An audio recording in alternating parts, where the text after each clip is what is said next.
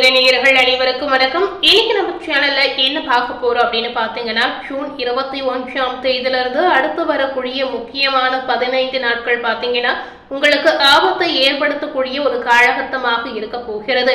என்னதான் நீங்க அழுது புரண்டாலும் கண்டிப்பா உங்க வாழ்க்கையில இந்த மாற்றமும் இந்த விஷயமும் நடந்தே தீரும் அப்படின்னு சொல்லி இருக்காங்க.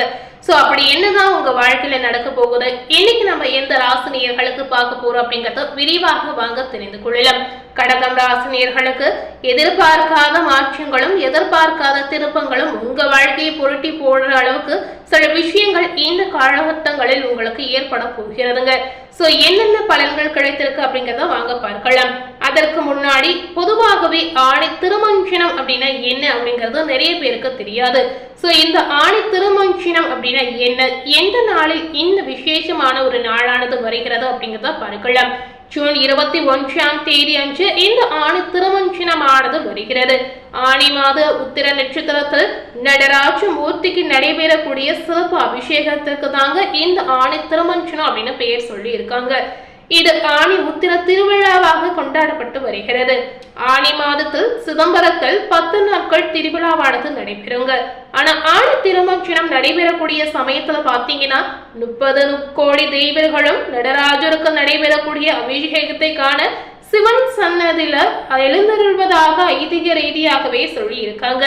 இந்த ஆணி திருமஞ்சனத்தை கண்ணார கண்டு ரசித்தால் அனைத்து விதமான துன்பங்களும் நீங்கி பிறவி பிணியிலிருந்து விடுபடலாம். அது மட்டுமில்லாமல் செல்வம் சேரும், வாழ்வில் அனைத்து விதமான நலன்களும் கிடைக்கும் என்பது ஐதீகமாகவே சொல்லி இருக்காங்க.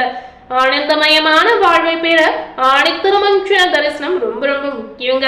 சோ இதுவரை நீங்க இந்த ஆணி திருமஞ்சன தரிசனத்தை பார்க்காமல் இருந்தீங்கன்னா இந்த வருடம் வரக்கூடிய ஆணி திருமஞ்சனம் பாத்தீங்கன்னா ஜூன் 21ஆம் தேதி அன்று நடக்க போகிறது.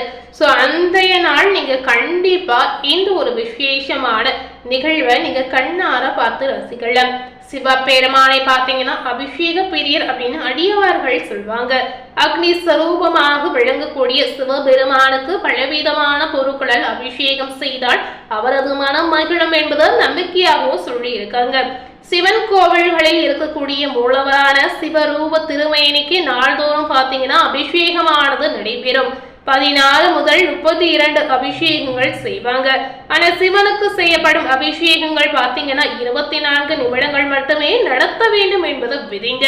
அதே சமயம் சிவபெருமானின் ரூபங்களில் ஒன்றான நடராஜ மூர்த்திக்கு வருடத்தில் 6 முறை மட்டுமே அபிஷேகமானது நடத்தப்படும். இந்த அபிஷேகங்களை மகா அபிஷேகம் அப்படின்னு சொல்லுவாங்க. இந்த அபிஷேகங்கள் கிட்டத்தட்ட 3 மணி நேரம் வரை நடத்தப்படும். இந்த நடராஜ அபிஷேகம் பாத்தீங்கன்னா ரொம்ப ரொம்ப ஒரு ஸ்பெஷலான விஷயமாக பார்க்கப்படுகிறது. இந்த 6 அபிஷேகங்களையுமே நீங்க கண்டு நடராஜரை தரிசித்து வழிபடக்கூடிய நேயர்களுக்கு ஆனந்தமயமான வாழ்க்கை ஏற்படும் என்பது ஐதீக ரீதியாகவே சொல்லப்படுது. அது மட்டுமல்லாமல் இந்த நாளில் வழிபாடு செய்யக்கூடிய நேயர்களுக்கு நீங்க என்ன விஷயத்தையும் மனதில் வைத்து செய்றீங்களோ அது முழுமையாக உங்களுக்கு நடந்தே தீரும் அப்படின்னு சொல்லி இருக்காங்க. சிதம்பரத்தில் மார்கழி மற்றும் ஆணி மாதங்களில் நடக்கக்கூடிய அபிஷேகத்தின் போது ராஜசபை எனப்படும் 1000 மண்டபத்துல நடராஜர் எழுந்தருள அவருக்கு சிறப்பாக அபிஷேகமானது நடைபெறும். இந்த அபிஷேகம் தாங்க கிட்டத்தட்ட 3 மணி நேரம் செய்வாங்க. தேவர்கள் ஈசனை வழிபடக்கூடிய காலம் என்பதாலேயே இந்த 2 அபிஷேகங்களும் பிரம்ம முகூர்த்த வேளையில செய்வாங்க.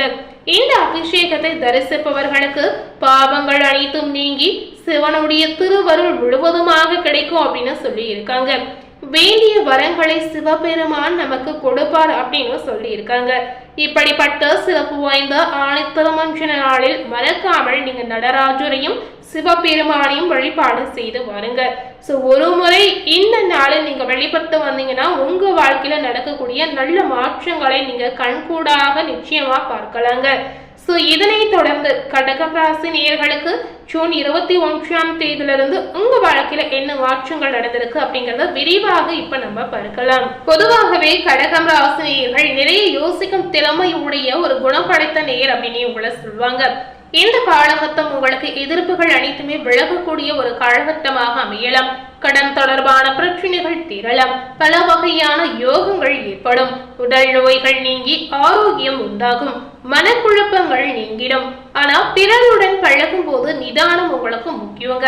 தொழில் வியாபாரம் முன்னேற்றம் உங்களுக்கு அதிகரிக்கும். தொழில் தொடர்பான காரியங்கள் வெற்றியாக நீங்க பெறுவீங்க. பொருளாதார முன்னேற்றம் உங்களுக்கு அதிகரிக்கும். பழைய பாக்கிகள் வசூலிப்பதில் வேகம் அதிகரிக்கும். வியாபாரம் தொடர்பான பிரச்சனைகளில் சாதகமான நிலையே உங்களுக்கு உண்டாகும். சோ இந்த காலகட்டம் உங்களுக்கு விழுக்க பாசிட்டிவான நற்பலன் ஏற்படக்கூடிய ஒரு காலகட்டமாக அமைந்திருக்கு. உத்தியோகத்தில் இருக்கக்கூடிய கடகம் ராசினியர்களுக்கு நன்மை தீமை பற்றிய கவலைப்படாமல் தங்களுக்கு கொடுக்கப்பட்ட பணியை திறம்பட செய்வீங்க. போட்டிகள் அனைத்துமே மறைந்திடும். திருமணம் தொடர்பான காரியங்கள் சாதகமான ஒரு பலனை உங்களுக்கு பெற்றுத்தரும்.